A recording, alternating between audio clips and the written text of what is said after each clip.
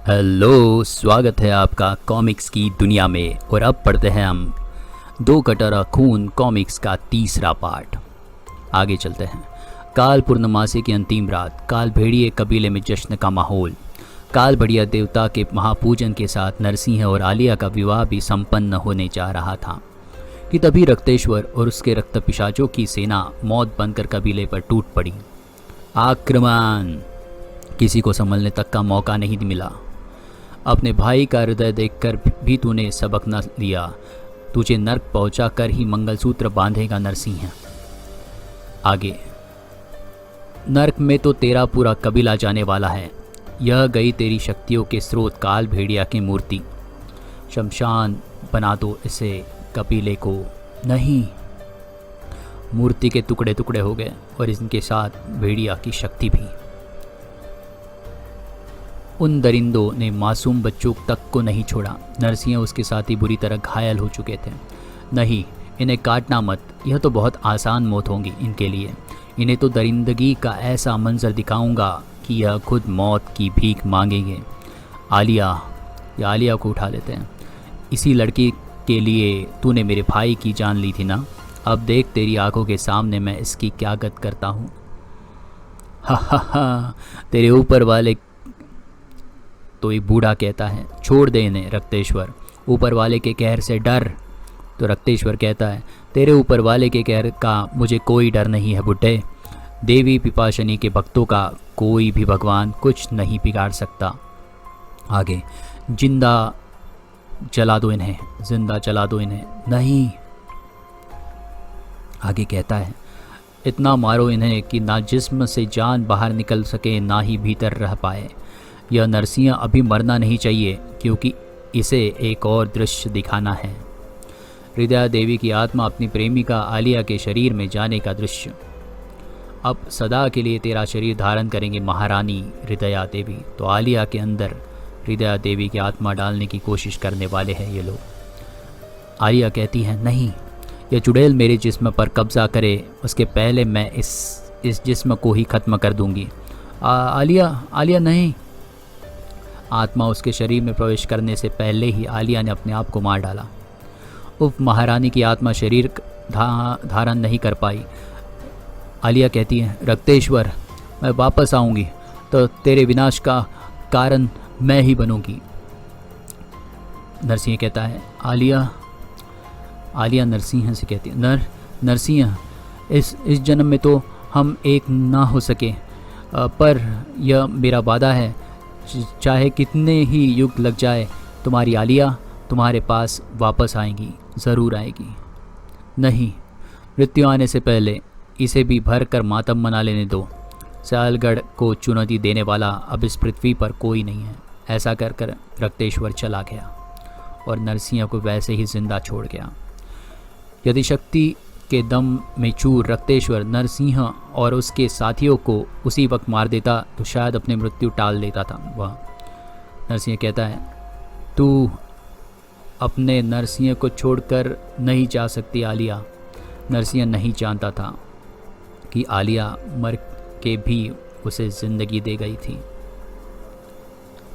आलिया का रक्त काल भेड़िया देवता की ध्वस्त हुई मूर्ति को रंगता जा रहा था। आलिया के प्रेम व बलिदान ने काल भेड़िया देवता की शक्ति को पुनः जागरूक कर दिया, और इस बार वो शक्ति किसी मूर्ति में नहीं, नरसिंह और उसके साथियों में जा बसी। नरसिंह और उसके साथियों के घाव व चोटें अपने आप भर गए, और इस शक्ति के प्रभाव से पूर्णमासी के चांद की किरणों ने उन्हें नर भेड़ियों में तब्दील कर दिया। इस तरह से नरसिंह बन गया एक भेड़िया। चुड़ैले आगे कहानी बताती चली गई अलंकृता को। तब से लेकर आज तक रक्त पिशाचों और नर भेड़ियों की शत्रुता चली आ रही है। नर भेड़ियों की शक्ति सिर्फ पूरे चांद की किरणों के प्रभाव से ही जागृत होती है। इसलिए माह में मात्र एक पूर्णिमा की रात्रि में ही नर भेड़िया अपना रूप परिवर्तन कर सकते हैं, या फिर 100 वर्षों में एक बार आने वाली काल पूर्णमासी में एक माह के लिए। आगे वो कहती है, चुड़ैल, रक्तेश्वर और रक्त पिशाचों के लिए माह में एक रात छिपकर स्वयं को नर भेड़ियों से बचाना मुश्किल नहीं था। मुश्किल 100 साल में एक बार आती थी, जब पूरे माह तक रक्त पिशाचों को नर भेड़ियों से छुपना पड़ता था। आगे वो बताती है, समय बीतने के साथ साथ रक्त पिशाच व नर भेड़िए अपने अनुयायियों की संख्या बढ़ाने लगे।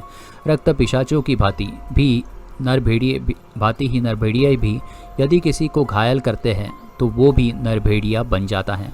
विश्व के हर कोने में रक्त पिशाचों और नर भेड़ियों के अनुयायी फैले हैं। हर जगह की अपनी अपनी अलग दंतकथा बनने लगी। रक्तेश्वर से बदला लेने के लिए नरसिंह आतुरता से एक वायदे के पूरा होने का इंतजार कर रहा था। आखिर युगों बाद आलिया ने अपना वायदा पूरा किया। वो पुनर्जन्म लेकर वापस आ गई तेरे रूप में अलंकृता। हर 100 साल बाद हमारी अतृप्त आत्माएं काल पूर्णमासी में यहाँ भटकती हैं और तेरा इंतज़ार करती हैं। मतलब अलंकृता ही आलिया है। भेड़िया चिल्लाता है। जंगल के पार उस चोटी से आ रहा है भेड़ियों के रुदन का स्वर।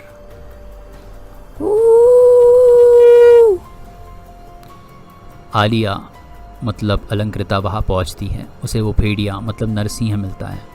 उसे वो चूमती है और भेड़िया नरसिंह में बदल जाता है।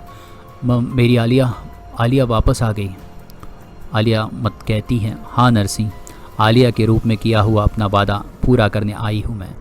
मेरे अंतर्मन में अपने जीवन को लेकर जो सवालों का तूफान उमड़ता रहा है वो आज शांत हो गया। आशुतोष से मैं दिल से प्यार कभी कर ही नहीं सकी, क्योंकि मेरे सीने में धड़कता आलिया का दिल तो नरसिंह को युगों पहले ही अपना मान चुका था। जब जब तुम्हें देखा मेरे दिल ने मुझसे क्यों बगावत की यह कभी न समझ में आया। आगे वो कहता है, मजबूर था मैं। अलंकृता के लिए नरसिंह एक अजनबी था। यदि उस समय मैं तुम्हें ये सारी सच्चाई बताता तो तुम मेरी बातों पर कभी यकीन नहीं करती। हमें पता था रक्तेश्वर तुम्हें नर भेड़ियों के खिलाफ मोहरे के रूप में इस्तेमाल करने वाला है, इसलिए मेरे साथी तुम्हें डरा कर यहाँ से भगा देना चाहते थे। पर तुमने जो वादा किया था वो तो पूरा होना ही था। आगे वो कहता है, काल पूर्णमासी माह में हमने इस ख्यालगढ़ में मौजूद सभी रक्त पिशाचों को मार डाला। अब रक्तेश्वर उसकी पत्नी की बारी है। तभी खंजर जो है वो नरसिंह के दोस्तों के छाती में घुस जाता है। एक दोस्त मारा गया, दूसरा भेड़िया दोस्त मारा गया। नाखा, धारक, भारा सभी दोस्त मारे गए। यह तो वही शिकारी है जिसे रक्तेश्वर ने नर भेड़िए को मारने के लिए बुलाया था, पर उसका जिस्म इतना चमक कैसे रहा है? नरसिंह बताता है, इसने अपने जिस्म पर चांदी का लेप लगाया हुआ है। चंद्रमा की शक्ति नर भेड़िए को ताकत तो देती है, लेकिन कमजोरी भी। पृथ्वी पर चंद्रमा की प्रतीकात्मक शक्ति सिर्फ चांदी में ही होती है। यदि चांदी के हथियार को काले जादू में अभिमंत्रित कर दिया जाए तो वो नर भेड़िए के प्राण ले सकते हैं, और चांदी की अभिमंत्रित शक्ति नर भेड़िए के खिलाफ सुरक्षा कवच का कार्य भी करती है। मतलब अगर नरसिंह अभी उसे छुएगा भुर्रा को, नरसिंह खुद मारा जाएगा। भुर्रा एक एक भेड़ियों को मारता गया। खच खच खच। नरसिंह के सारे साथी मरने लगे थे। भुर्रा कहता है, भुर्रा पर आक्रमण करने की चेष्टा कर रहे हैं मूर्ख नर भेड़िए। यदि तूने मुझे छूने की चेष्टा की तो जलकर खाक हो जाएगा। तू ही इनका सरगना है ना। तेरे लिए मैंने काले जादू से बंधा हुआ यह विशेष चांदी का भाला बचा कर रखा है। इससे तेरा दिल चीर कर बाहर निकालूंगा और भून कर खाऊंगा उसे। इसके दिल पर सिर्फ मेरा हक है भुर्रा। वो नरसिंह को मारने ही वाला था कि तभी उसके सिर से एक पत्थर आ टकराया। खून पी जाऊंगी उसका, जो इसकी और आग भी उठाकर देखेगा। तेरा कलेजा मैं इस भाले से चाक करूंगी। बेवकूफ़ लड़की, यह शमशान की काली राख तुझे होश में रहने देंगी तब ना। वो एक काली राख उसके आंखों पर मारता है। उफ, शैतान ने मुझ पर न जाने कैसी राख फेंकी है। सांस लेना मुश्किल हो रहा है। मुझ पर बेहोशी छा। अलंकृता मतलब आलिया बेहोश हो गई। भुर्रा हंसता है, हा हा हा, फिर मुझ पर झपटने की गलती कर रहा है मूर्ख। यदि तू खुद ही जल कर मर जाएगा तो मैं यह भाला तेरे सीने में कैसे उतारूंगा? अभी उसके सीने में भाला मारने वाला है भुर्रा। तभी तो अपना यह अरमान ज़रूर पूरा कर ले, लेकिन उसके पहले मुझे कुछ दे। 2 कटोरा खून। आलिया के अंदर वो आत्मा फिर से आ गई। आलिया भुर्रा की सिर में हाथ मारती है और उसका खून निकाल लेती है। 2 कटोरा खून। अलंकृता के बेहोश होते ही चुड़ैल ने उसके शरीर पर कब्जा कर लिया। अभी इसे रोकने या इसके पीछे जाने का कोई फ़ायदा नहीं। इस कमीने तांत्रिक ने मेरे सभी साथियों को मार डाला, ऐसा नरसिंह कहता है। नरसिंह आगे कहता है, कल काल पूर्णमासी की अंतिम रात है, मुझे कल की प्रतीक्षा करनी होगी। इधर महल में रक्त के कटोरे आ गए, परंतु यह क्या, यह रक्त इतना काला क्यों है? इतना काला रक्त तो किसी अघोरी तांत्रिक का ही हो सकता है। यानी कनपटी मार चुड़ैल ने भुर्रा की कनपटी मार दी। हाँ, ये भुर्रा का खून है। आगे अब तो कुछ नहीं किया जा सकता। भुर्रा के इस अशुद्ध खून का सेवन करना हमारी मजबूरी है। आज ये बेस्वाद रक्त पी लो, कल तो अलंकृता का अमृत जैसा लहू पीना है। 24 घंटे बीत गए, इसे बेहोश हुए। यह होश में क्यों नहीं आ रही? बलि का समय बीता जा रहा है। शायद मरने से पहले भुर्रा ने ही इस पर कोई टोना किया है, जिसके कारण अरे इसे होश आ रहा है। यहाँ पे एक मेज़ पर महारानी पड़ी हुई है, यहाँ पे अलंकृता को बांधा गया है, यहाँ पे दूसरी रानी बात कर रही है। हृदया देवी का शरीर यहाँ पे पड़ा है, राजा यहाँ पे बात करती हैं। जाग अलंकृता जाग, देख तेरी मौत की सेज सज चुकी है। अंततः आज युगों बाद वो दिन आ ही गया जब महारानी हृदया देवी तेरे शरीर को सदा के लिए अपना बना लेंगे। आगे वो कहती हैं, और आज तू इस अवस्था में भी नहीं है कि फिर से अपनी जान ले सके। यहाँ पे राजा कुछ मंत्रों का जाप करता है। आलिया कहती हैं, इस बार अलंकृता मरने के लिए नहीं, मारने के लिए वापस आई है पिशाचों। वो रानी कहती है, यदि तुझे लगता है तेरा वो सदियों पुराना आशिक यहाँ आकर तुझे बचा लेगा तो भूल जा, महल के द्वार पर हमने चांदी के दरवाजे लगाए हुए हैं। आगे वो कहती हैं, जो कि नरभेड़ियों को जलाकर खाक कर सकते हैं, इसीलिए तो नरभेड़िए इस महल में नहीं घुस सकते। महाराज अपना जप जारी रखता है। यहाँ रानी का चेहरा बदल जाता है एक भयानक चेहरे में। वो कहती है, हृदया देवी की आत्मा के तेरे शरीर में बसने हेतु तेरी आत्मा का इस शरीर से बाहर निकलना अत्यंत आवश्यक है। जैसे कि मैं तेरे जिस्म में दांत गड़ाऊंगी, मेरा विष तेरे शरीर में घुलता जाएगा, तेरे खून के साथ तेरे प्राण भी पी जाऊंगी मैं। ऐसा कहकर वो आलिया की गर्दन पर काट लेती है।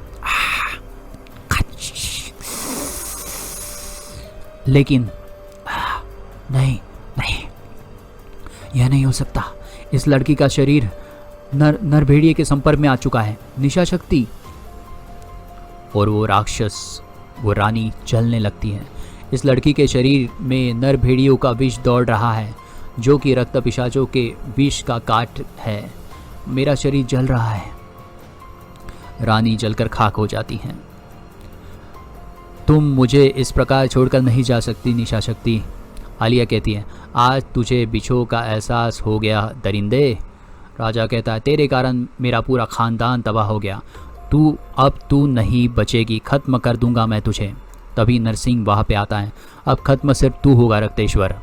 रक्तेश्वर कहता, नरसिंह तू महल के भीतर कैसे आ गया? मुख्य द्वार पर तो तूने चांदी का द्वार लगा दिया, पर इस महल में मौजूद अनगिनत गुप्त प्रवेश द्वारों को भूल गया तू?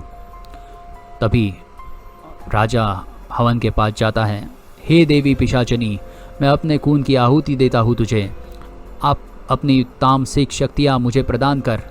और राजा एक राक्षस में बदल जाता है, भयानक राक्षस में। अद्भुत, इतना शक्तिशाली तो मैंने स्वयं को कभी महसूस ही नहीं किया। वो नरसिंह पर झपटता है। आलिया चीखती है, हे भगवान। दोनों में युद्ध होता है। नरसिंह को काटता है, नरसिंह पलटता है, फिर उस पर एक वार करता है। नरसिंह दूर जाके गिरता है। नरसिंह वापस आता है, उससे लड़ता है। आलिया टकराती है, आलिया ज़मीन पर गिर जाती है। नरसिंह उस पर हमला करता है, उसके छाती पर वार करता है। तभी नरसिंह पर आलिया चुड़ैल के रूप में हमला करती है। आलिया उससे कहती है, आज तेरी कनपटी मारूंगी मैं, आज तेरा निकालूंगी 2 कटोरा खून। आलिया नरसिंह का खून निकालती है। ठप ठप। अरे अलंकृता को मारना होगा ताकि हृदया देवी की आत्मा अलंकृता के शरीर पर हमेशा के लिए कब्जा कर ले, ऐसा महाराज कहता है राक्षस के रूप में। नरसिंह आलिया को दूर फेंक देता है। वो महाराज राक्षस के रूप में नरसिंह पर वार करता है, तलवार उसके छाती में गाड़ता है। उफ, यह कम्बक बीच में आ गया। नरसिंह आलिया को बचाने के चक्कर में खुद मारा गया। चलो कोई बात नहीं, चांदी की यह तलवार मेरे सबसे बड़े शत्रु के प्राण हर लेंगी। अब बस मुझे इस जिस्म से अलंकृता की जान निकालनी होगी। महाराज राक्षस के रूप में अलंकृता की तरफ बढ़ता है। तभी नरसिंह की छाती में तलवार घुसी हुई है। नरसिंह कहता है, मेरे शरीर में अब इतनी ताकत नहीं बची कि इसे रोक सकूं। कैसे बचाऊं अपनी आलिया को? हाँ, एक रास्ता है। नरसिंह महारानी के शरीर को उठाता है और अग्निकुंड में फेंक देता है। इस चुड़ैल का जिस्म नष्ट करना होगा मुझे। हृदया देवी का शरीर नष्ट होते ही इसका शरीर, हृदया देवी का शरीर नष्ट हो जाता है, जो नरसिंह यहाँ से उठाता है। नहीं, अंगूठी से निकलकर उसकी आत्मा भी चल जाती है। नहीं, ब्लड डायमंड भी नष्ट हो गया और चुड़ैल की आत्मा भी। अपने जिसमें मौजूद जान का एक एक कतरा लगाकर डायन पिशाचिनी की मूर्ति को भी नष्ट कर दिया नरसिंह ने। मूर्ति भी नष्ट हो गई और मूर्ति नष्ट होते ही राजा की ताकत भी गायब हो गई। देवी पिशाचिनी की मूर्ति नष्ट होते ही उनकी दी हुई तामसिक शक्तियाँ भी नष्ट हो गई।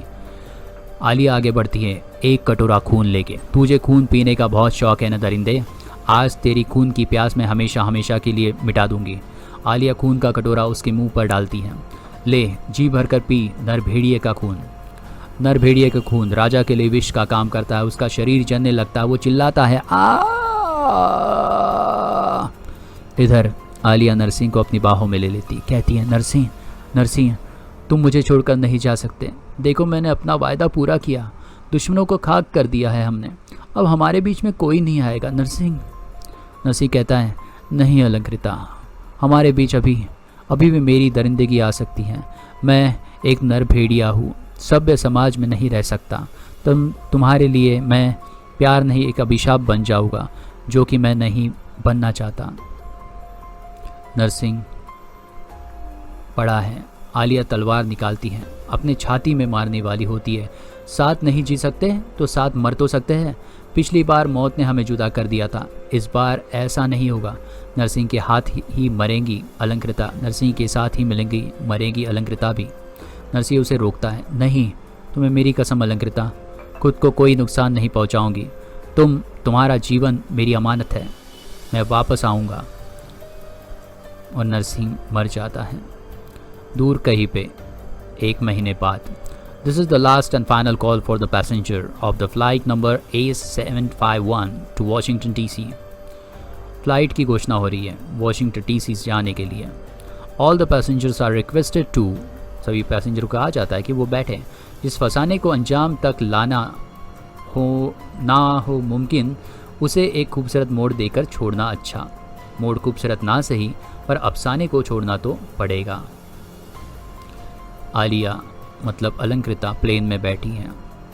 बस नरसिंह की आखिरी निशानी के रूप में उसकी यादें और यह सैंड ग्लास अपने साथ ले जाती हूँ।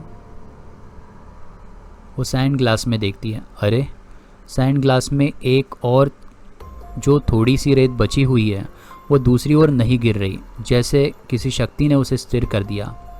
अलंकृता के कानों में नरसिंह की आवाज़ गूंज रही थी। आवाज़ थी, जिस दिन इस सैंड ग्लास की रेत पूरी तरह दूसरी तरफ गिर जाएगी, आप मुझसे यहीं पर मिलिएगा।